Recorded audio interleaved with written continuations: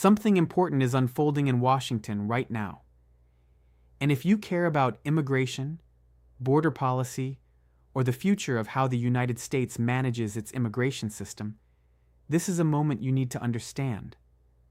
Over the past several months, a debate has been building inside the halls of Congress, a debate about money, about priorities, and about which agencies get funded, how much, and for how long. At its core, this is a story about how the United States government decides to pay for its immigration enforcement system. And the decisions being made right now could shape immigration policy and operations for years to come. To understand what is happening today, you first need to understand how the American government normally pays for things. Every year, Congress is supposed to pass what are called appropriations bills, essentially the annual budget that tells each government agency how much money it has to spend. This process covers everything from the military to education to transportation to immigration enforcement. It is supposed to happen on a regular cycle, year after year, keeping the government funded and functioning smoothly. But in reality, this process often breaks down. Lawmakers disagree, negotiations stall, deadlines get missed, and when Congress fails to pass a funding bill before the deadline, parts of the government can run out of authorized money, a situation commonly known as a government shutdown. When a shutdown happens, it does not mean the government simply stops existing overnight. Many essential services continue operating. Employees who are considered essential to national security or public safety often keep working. But the agencies affected face enormous uncertainty. They cannot make long-term plans, they cannot hire new staff as easily, and morale suffers. Over time, even a partial shutdown causes real damage to how well these agencies can do their jobs. Now, the agency at the center of the current debate is the Department of Homeland Security, known by its initials, DHS. This is one of the most important departments in the entire federal government. DHS was created after the September 11th attacks, specifically to bring together the agencies responsible for keeping America safe. Under its umbrella sit some of the most recognizable names in American law enforcement and border management. Immigration and Customs Enforcement, ICE, is a DHS agency. So is Customs and Border Protection, CBP, the agency responsible for managing ports of entry and patrolling the border. The Transportation Security Administration, the agency that runs airport security, is part of DHS. The U.S. Secret Service, which protects the president and other high-profile officials, is a DHS agency. The Federal Emergency Management Agency, FEMA, which responds to natural disasters, is also under DHS. And the Coast Guard, which operates on America's waterways and coastlines, falls under DHS as well. In total, DHS oversees 12 separate agencies. When DHS loses its funding, even partially, the impact is felt across all of them. And that is exactly the situation that has developed over recent months. For a significant period of time now, the Department of Homeland Security has been operating without congressionally approved long-term funding. The agencies within DHS have been managing through a combination of previously appropriated funds and other financial mechanisms. But this is not a stable or sustainable situation. It is, at best, a temporary patch over a growing problem. The reason for this funding gap comes down to a deep disagreement in Congress about immigration enforcement policy. On one side, there are lawmakers who believe that immigration enforcement agencies, particularly ICE and CBP, should receive robust, stable, long-term funding. They argue that strong border enforcement is essential to national security and the rule of law. They want these agencies to have the resources they need to carry out their missions effectively. On the other side, there are lawmakers who have serious concerns about how immigration enforcement has been conducted. They want any funding legislation to include meaningful oversight measures, reforms that would hold agencies accountable, and ensure that enforcement is conducted in a way that respects the rights of individuals. They have used their influence in the legislative process to push for these changes. In the United States Senate, passing major legislation through the normal process requires 60 votes. This is because of a Senate rule called the filibuster, which allows a minority of senators to delay or block legislation unless a supermajority agrees to move forward. With 60 votes needed, neither party alone can usually get what it wants without at least some cooperation from the other side. When that cooperation is not forthcoming, lawmakers sometimes turn to an alternative path. That path is called budget reconciliation. Budget reconciliation is a special legislative process that was created decades ago specifically to help Congress pass budget-related legislation more efficiently. Under reconciliation, certain types of budget bills can pass the Senate with just a simple majority, 51 votes, rather than the 60 votes normally required.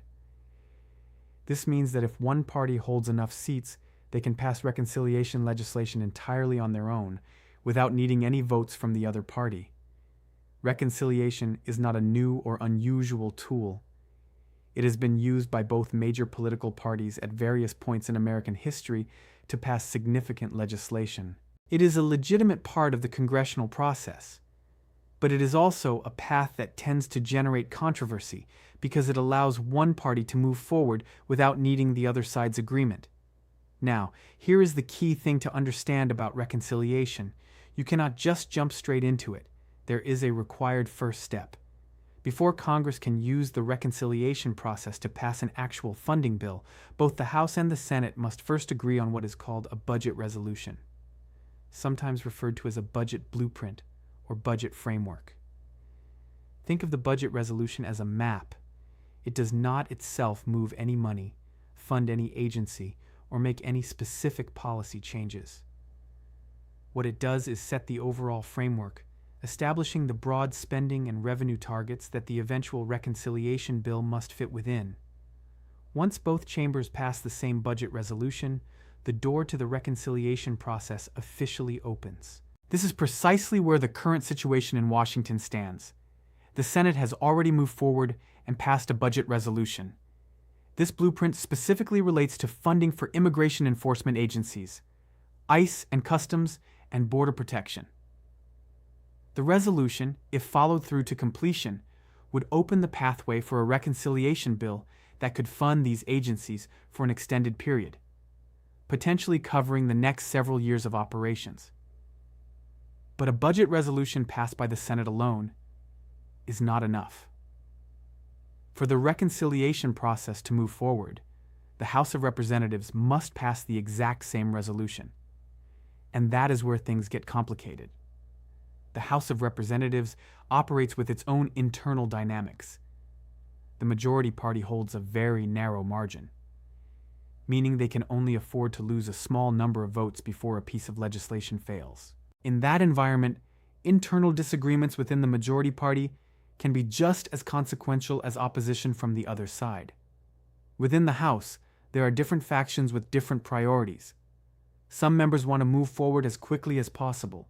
They see the current funding uncertainty as a serious operational problem that needs to be resolved immediately. They argue that immigration enforcement agencies need stability, and that prolonged funding uncertainty hurts the agency's ability to carry out their missions. Other members have concerns about the process being used. Some worry that relying too heavily on budget reconciliation rather than the regular annual appropriations process could set a problematic precedent. If Congress starts routinely using reconciliation to fund agencies that are traditionally funded through regular appropriations, it could fundamentally change how the federal budget process works. It could, over time, shift more and more of government spending out of the annual debate and onto what amounts to a kind of automatic, long-term autopilot. Nonpartisan budget watchdog organizations have raised exactly this concern. They have noted publicly that funding immigration enforcement agencies through reconciliation, rather than through the normal appropriations process, would place that funding on a multi-year autopilot, reducing the level of annual congressional scrutiny and debate that typically applies to agency budgets. On the other side of that argument, supporters say that is precisely the point. They argue that immigration enforcement agencies have been too vulnerable to political disruptions in the annual appropriations process. By securing multi-year funding through reconciliation, they say, these agencies would finally have the stability they need to plan ahead, train personnel, invest in technology and infrastructure, and operate without the constant threat of funding interruptions derailing their work. For people who follow immigration closely, whether you are an immigrant yourself, a family member of someone navigating the system, an immigration attorney, or simply someone who wants to understand how the system works, this debate matters enormously.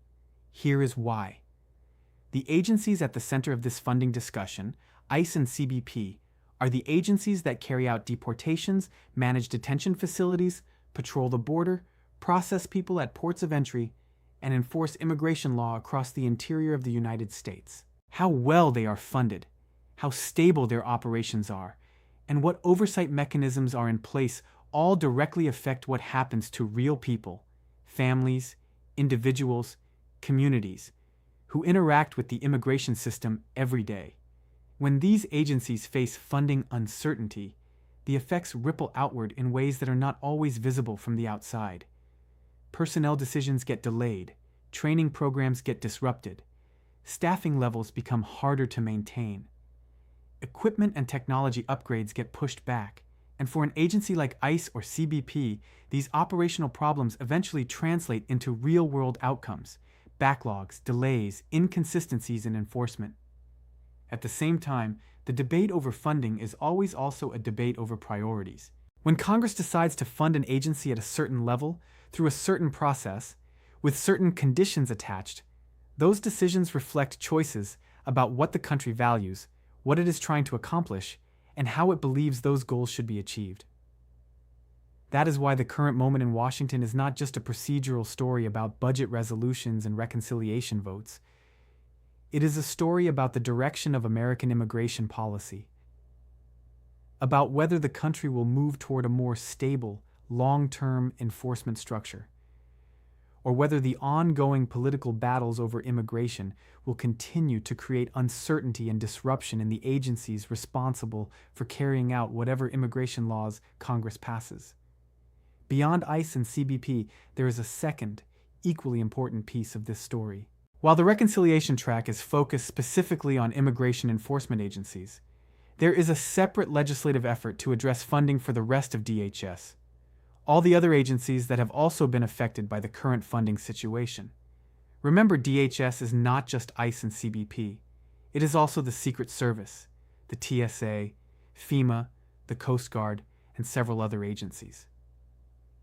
The Senate has passed separate legislation that would fund most of these other DHS agencies. But that legislation has stalled in the House for a different set of reasons. Some House members object to any funding bill that does not include ICE and CBP in the same package. They do not want to fund some DHS agencies while leaving others out. They see this as an incomplete solution. House leaders have suggested that their plan is to move the reconciliation blueprint first, locking in the pathway to fund ICE and CBP, and then address the broader DHS funding separately. Whether that sequencing works out in practice remains to be seen.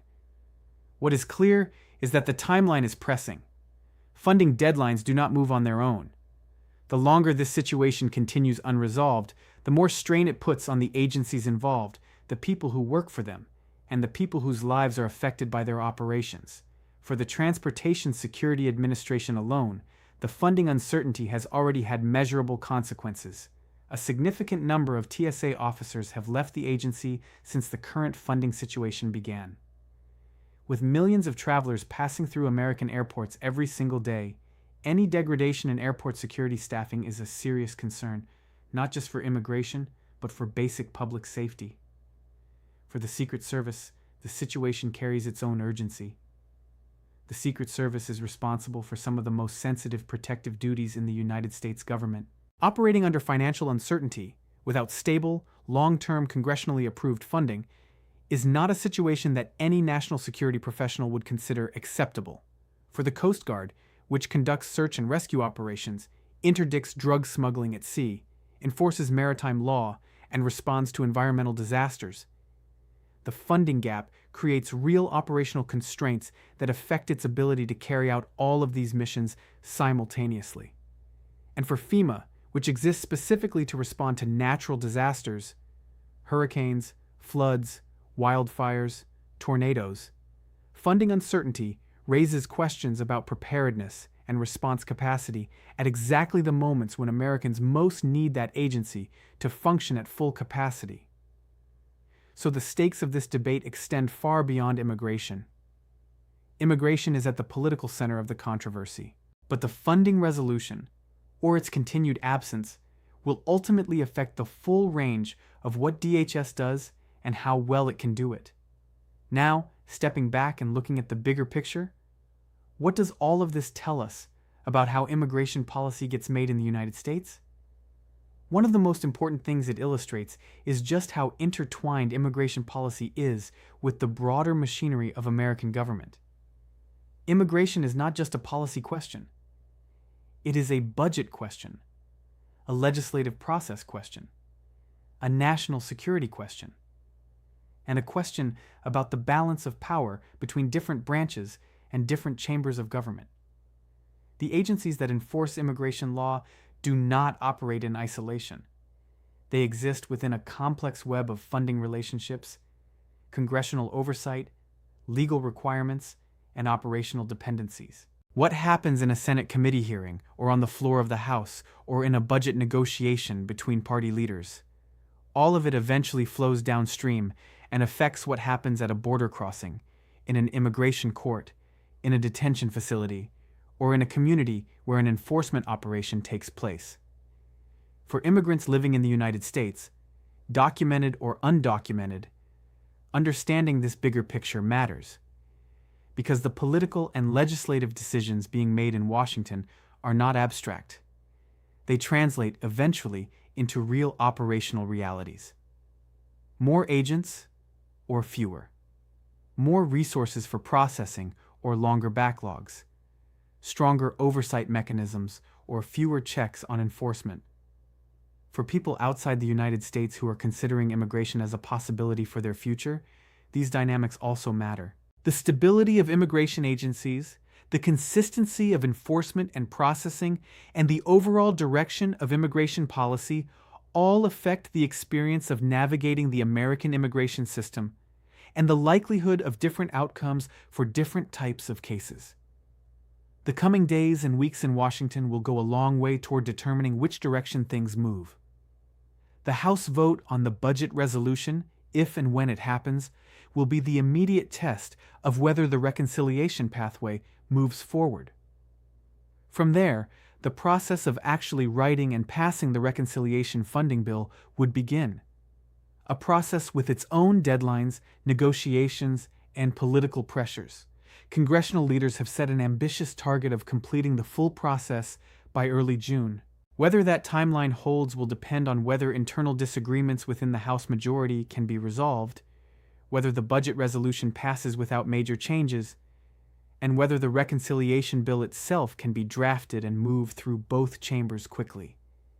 Beyond the immediate legislative calendar, the outcome of this process will also shape the longer-term trajectory of immigration enforcement in the United States.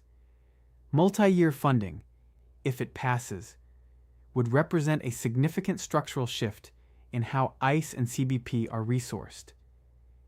It would insulate those agencies from the annual appropriations battles that have, in recent years, created repeated cycles of uncertainty and disruption. Whether you see that as a positive development or a concerning one depends largely on your perspective on immigration enforcement and the proper role of congressional oversight. But regardless of where you stand on those policy questions, the procedural and institutional dynamics at play right now are genuinely significant and worth understanding clearly. The American immigration system is one of the largest and most complex in the world. Millions of people pass through it every year as visitors, students, workers, refugees, asylum seekers, and immigrants pursuing permanent residency or citizenship. The agencies responsible for managing that system, for enforcing its laws, processing its applications, and securing its borders, require stable, adequate funding to function effectively. What Congress decides in the coming weeks will not resolve every debate about immigration policy. Those debates will continue. In Congress, in the courts, in communities across the country. but the funding decisions being made right now will have concrete, lasting effects on how the system operates, on who gets processed, how quickly, under what conditions, and with what level of oversight and accountability. That is why this moment matters.